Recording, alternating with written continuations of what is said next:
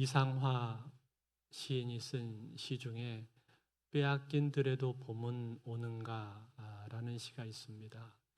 내용이 이렇습니다.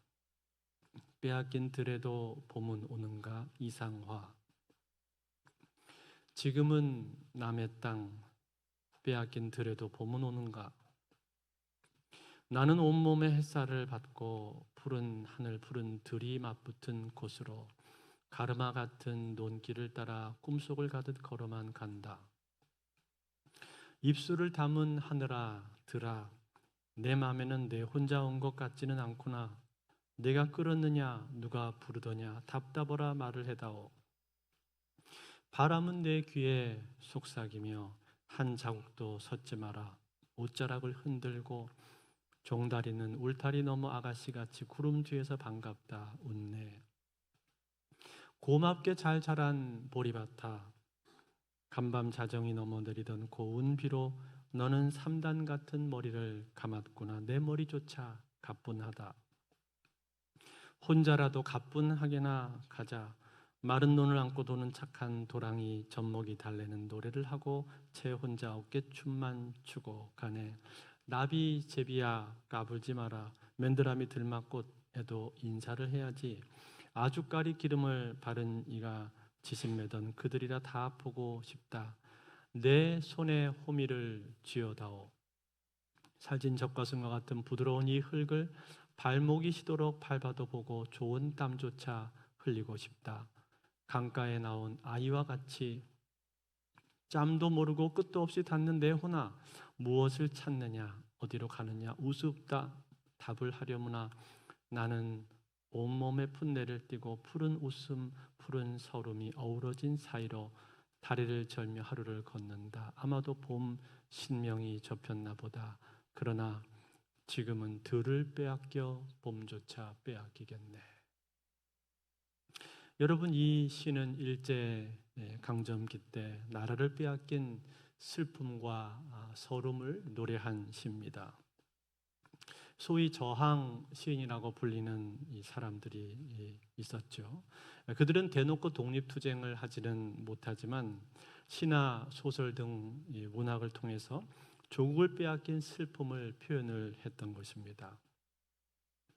여기도 맨 마지막에 그러나 지금은 봄을 빼앗겨 들을 빼앗겨 봄조차 빼앗기겠네. 그러면서 나라를 빼앗긴 슬픔을 노래하고 있습니다. 그런데 여러분, 예수님의 죽음을 맞이한 그 당시에 제자들도 이것과 비슷한 감정을 가지고 있었습니다. 그것이 무엇입니까? 바로 슬픔입니다. 그들은 대단히 슬펐을 것입니다.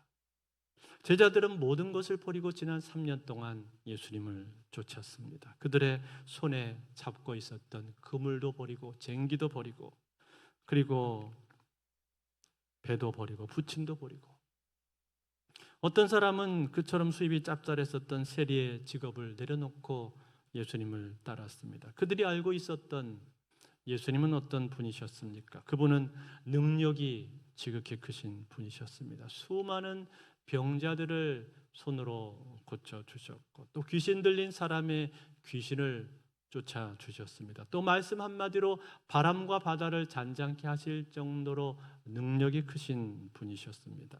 뿐만 아니라 그분은 사랑이 많으셨는데 간음하다가 현장에서 잡힌 그 여인을 정죄하지 않고 용서를 해주셨고 죄인들과 세리에 대해서도 편견을 갖지 않고 그들과 함께 식사를 하시면서 그들의 친구가 되어주셨습니다. 어디 그뿐입니까?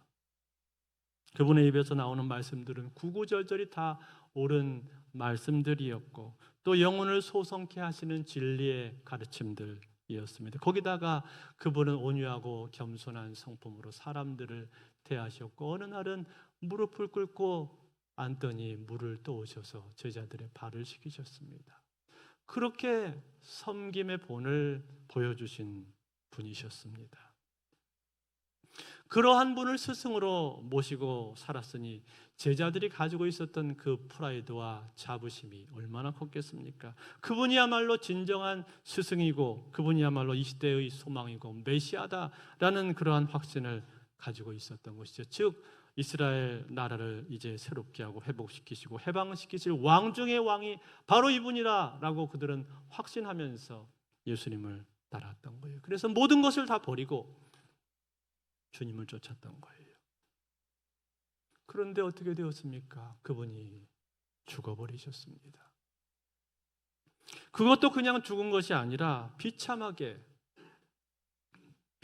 죽으셨습니다. 유대 종교 지도자들에 의해서 붙들려서 즉결 재판을 받으셨고 빌라도에게 사형 선고를 받고 십자가에 달려 죽으셨습니다. 여러분, 십자가형은 그 당시에 가장 잔혹한 형벌이었습니다. 너무나 참혹하고 끔찍해서 차마 로마 시민들에게는 시행할 수 없는 극형 중에 극형이었습니다. 그 끔찍한 십자가에 달려 죽으신 것입니다. 뿐만 아니라 십자가에 달리기 전까지의 과정을 봐도 너무나도 처참했습니다. 채찍에 맞으시고 가시관을 쓰시고 옷벗김을 당하시고 주먹질을 당하시고 침뱉음을 당하실 정도로 온갖 수치와 모욕과 조롱을 다 당하셨습니다. 그분이 바로 자신들이 따랐던 예수님, 자신들의 스승이었습니다. 그리고 결국은 그분은 십자가에 달려 죽으셨습니다. 그러니 여러분, 그 제자들이 받은 충격이 얼마나 컸겠습니까? 그것은 충격을 넘어서 거의 상처에 가깝습니다. 깊은 상처를 받은 거죠. 여러분, 우리가 보통 가까운 사람이 갑작스럽게 죽게 될 때 큰 충격과 상처를 받지 않습니까? 교통사고로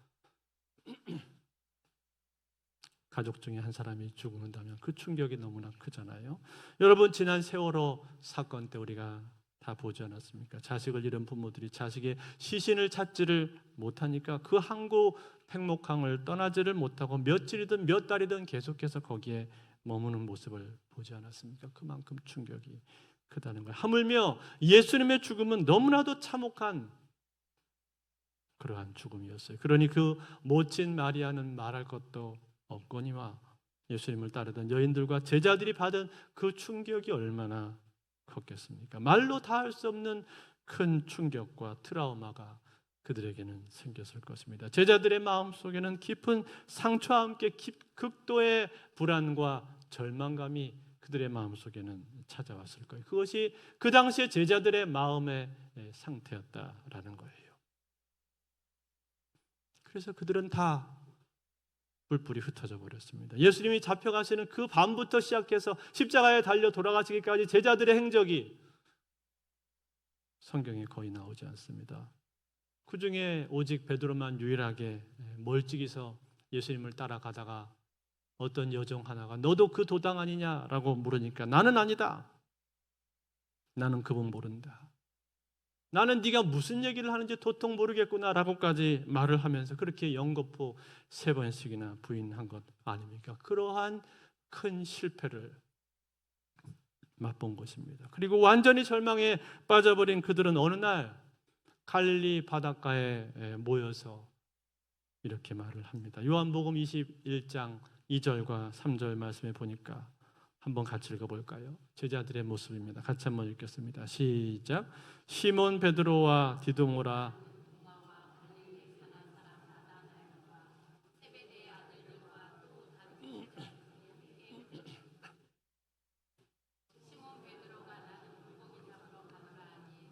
그들이 우리도 함께 가겠다 하고 나가서 배에 올랐으나 그날 밤에 아무것도 잡지 못하였더니 자, 여러분 뭐라고 말했습니까? 나는 물고기 잡으러 가노라. 무슨 뜻일까요? 이제 모든 걸 다 내려놓겠다는 얘기죠. 다 포기하겠다라는 거예요. 제자로 보냈었던 지난 날들도 다 뒤로 하고 이제는 모든 것을 다 내려놓고 체념한 채 다시 업으로 돌아가겠다라는 거예요. 베드로만 그런 것이 아니라 그 옆에 있었던 다른 제자들도 마찬가지로 우리도 함께 가겠다. 그러면서 다시 어부 생활로 돌아갔습니다. 뭘 말하는 거예요? 그들의 실망이 얼마나 컸던가. 실망을 뛰어넘어서 거의 절망에 이들은 이른 것이고 절망을 뛰어넘어 깊은 상처를 마음속에 받은 거예요. 그것이 그 당시 제자들의 마음 상태였다는 거예요. 그런데 여러분, 놀라운 것은 예수님은 어떻게 되셨습니까? 예수님은 다시 사셨습니다. 부활하셨습니다. 부활하셔서 제일 처음에 만난 사람들은 막달라 마리아와 여인들을 만나셨고, 그리고 제자들 앞에 나타나셨고, 갈릴리 바다에서 고기잡이하고 있는 이 어부들에게 예수님께서는 다시 나타나신 거예요. 그리고 그들 앞에서 생선과 떡을 잡수시면서 자신이 부활하신 것을 증명하시고 확증해 주셨습니다. 그리고 나서 베드로에게는 사명을 다시금 북돋아 주셨죠. 요한의 아들 시몬아, 내가 이 사람들보다 나를 더 사랑하느냐? 네, 주님, 내가 주님을 사랑하는 들 주께서 하십니다. 내 양을 먹이라. 요한의 아들 시몬아, 네가 나를 사랑하느냐? 주님, 그러하외다. 내가 주를 사랑하는 줄 주께서 하시나이다. 내 양을 치라. 요한의 아들 시몬아, 네가 나를 사랑하느냐? 내 주님 모든 것을 아시오매 내가 주를 사랑하는 줄 주께서 아시나이다. 내 양을 먹여라. 이렇게 3번에 걸쳐서 베드로에게 다시금 그를 불러주시며 3번 부인했었던 그 상처를 치유하시고, 그리고 다시금 그에게 사명을 새롭게 만들어 주신 거예요. 할렐루야, 할렐루야. 그랬을 때 여러분, 이 제자들 베드로의 기쁨이 얼마나 컸겠습니까? 뿐만 아니라 이 베드로의 사명을 다시금 새롭게 하신 것은 베드로뿐만 아니라 그 옆에 있는 제자들에게도 동일하게 말씀을 하고 계신 것입니다. 즉, 너희들은 이렇게 살 사람들이 아니다. 가서 복음을 전하고 영혼을 구원하고 제자를 삼아라. 이렇게 다시 한번 제자들의 사명을 북돋아 주신 거예요.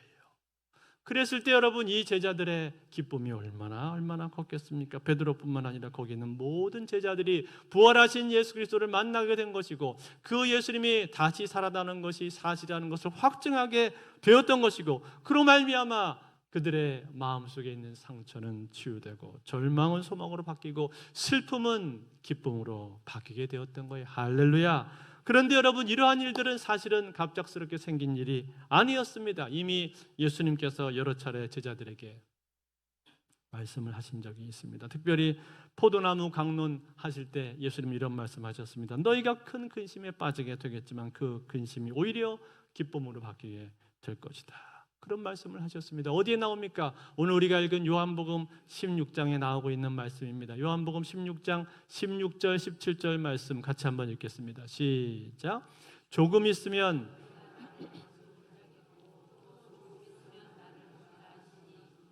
제자 중에서 서로 말하되 우리에게 말씀하신 바 조금 있으면 나를 보지 못하겠고 조금 있으면 나를 보리라 하시며 또 내가 아버지께로 감이라 하신 것이 무슨 말씀이냐 하고.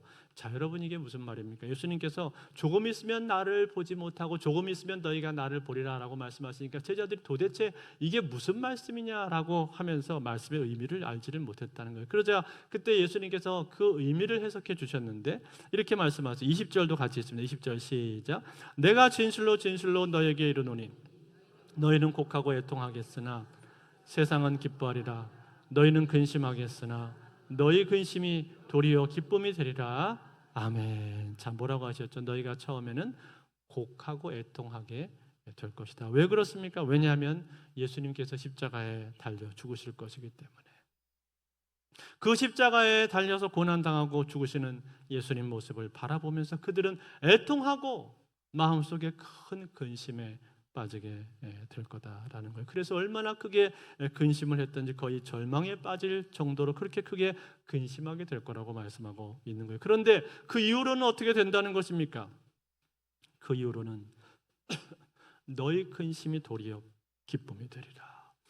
왜요? 왜 근심이 기쁨으로 바뀌게 되는 것입니까? 이유는 단 한 가지입니다. 예수 그리스도께서 부활하시기 때문에, 다시 사실 것이기 때문에, 다시 사신 예수님을 보면서 그들은 기뻐하게 될 거다는 거예요. 즉 예수님의 부활에 대해서 지금 미리 제자들에게 말씀해주고 계시다는 거예요. 그런 거로 여러분, 이것은 뭘 뜻하는 거예요? 예수님의 부활은 갑작스러운 부활이 아니라는 거죠. 이미 구약 성경에도 예언이 되었던 말씀이고 신약에서도 예수님이 수차례에 걸쳐서 당신의 죽음과 고난뿐만 아니라 부활에 대한 말씀을 이미 예언하셨다는 거예요. 그 예언의 말씀 그대로 지금 다시 살아나신 것입니다. 그러니 여러분, 그 말씀이 그대로 성취된 것을 볼 때 그 기쁨이 얼마나 큰 것입니까? 그렇기 때문에 오늘 부활하여 살아계신 예수님을 만난 이후로 제자들은 어떻게 될까요? 그 이후로 그들의 삶이 바뀝니다. 어떻게 바뀌는가? 첫 번째, 그들은 모여서 기도하기 시작을 합니다. 사도행전 1장 14절 말씀 이렇게 되어 있습니다. 여자들과 예수의 어머니 마리아와 예수의 아우들과 더불어 마음을 같이하여 오로지 기도에 힘쓰니라. 아멘. 뭐라고요? 오로지 기도에 힘썼다. 다 같이 모여서 마가의 다락방에 함께 모여서 기도하기 시작을 했다는 거예요. 그 기도하는 가운데 그들이 무엇을 받습니까? 성령을 받습니다. 성령의 충만함을 그들이 덧입게 되는 것이고, 성령의 충만을 받고 나서 이후로 어떻게 바뀌죠? 복음을 전하는 모습으로, 복음을 증거하는 모습으로 바뀌게 됩니다. 담대히 나가서, 밖에 나가서 복음을 전하기 시작합니다. 과거에는 어땠습니까? 과거에는 두려워하고 무서워하고 자신감이 없었습니다. 예수님이 잡혀가신 뒤에 꽁꽁 숨어서 오돌오돌 떨고 있었어요. 그런데 이제는 완전히 바뀐 거예요. 담대하게 밖에 나가서 복음을 전하기 시작합니다. 때로는 핍박을 당하기도 하고, 때로는 또 조롱을 당하기도 하고, 때로는 위협을 당하기도 했습니다. 그럼에도 불구하고 그들은 아랑곳하지 않고 계속해서 복음을 전합니다. 심지어는 감옥에 갇히기까지 했지만 그들은 멈추지 않습니다. 감옥에서 풀려난 뒤에 그들의 모습을 성경은 이렇게 말해줍니다. 사도행전 5장 41절 42절 같이 읽겠습니다. 시작. 사도들은 그 이름을 위하여 능욕받는 일에 합당한 자로 여기심을 기뻐하면서 공회 앞을 떠나니라. 그들이 날마다 성전에 있든지 집에 있든지 예수는 그리스도라고 가르치고 전도하기를 그치지 아니하니라. 아멘. 뭐라고요? 능욕받는 것도 기뻐하고, 감옥에 갇히는 것도 기뻐하고, 그 어떤 상황 가운데서도 그들은 계속해서 기뻐하면서 복음을 전했다는 것. 이것이 바로 제자들의 모습이었습니다. 사랑하는 성도 여러분, 어떻게 이런 일이 있을 수가 있습니까? 어떻게 이렇게 제자들의 삶이 갑자기 바뀔 수가 있는 거예요? 그건 다른 이유가 아닙니다. 예수 그리스도, 부활하신 예수 그리스도를 그들이 만났기 때문에 그런 것입니다. 부활의 주님을 만났기 때문에, 부활의 주님을 만나게 된 이후로 그들의 삶은 바뀌게 된 거예요. 그리고 그 이후로 그들의 생애는 자기 목숨까지도 기꺼이 내어줄 정도로 그렇게 순교의 각오를 가지고 복음을 전하는 삶을 살았습니다. 그리고 제자들을 통해서 곳곳에 복음이 전파되고 교회가 세워지는 역사가 일어나게 된 것이, 이것이 바로 부활하신 예수 그리스도를 만난 제자들의 모습이었다는 거예요. 사랑하는 성도 여러분, 오늘 저와 여러분들은 어떻습니까? 오늘 저와 여러분들은 부활하신 예수 그리스도를 만나셨습니까? 아멘. 예수 그리스도, 부활하신 예수 그리스도를 만나셨는 줄로 믿습니다. 그렇다면 그 부활하신 예수 그리스도는 지금 어디에 계십니까? 그 부활하신 예수 그리스도는 지금 내 안에 계신 줄로 믿습니다. 내 안에 지금도 살아 계신 것입니다. 하나님 보좌 우편에 승천하셔서 앉아 계시기도 하지만 동시에 오늘 예수 그리스도를 구주로 주로 고백하는 하나님의 자녀들의 심령 속에 부활하신 예수 그리스도는 계신 거예요. 그분이 내 속에 함께 임재하시고 역사하시는 것입니다.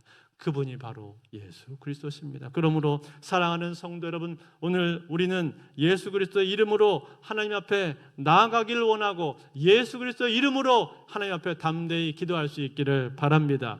요한복음 16장 24절, 지금까지는 너희가 내 이름으로 아무것도 구하지 아니하였으나 구하라 그리하면 받으리니 너희 기쁨이 충만하리라. 이 말씀처럼 예수님께서 부활에 대한 말씀을 하시면서 부활 이후에는 너희가 이렇게 될 거다라고 하신 말씀이에요. 뭐라고 말씀을 하셨어요?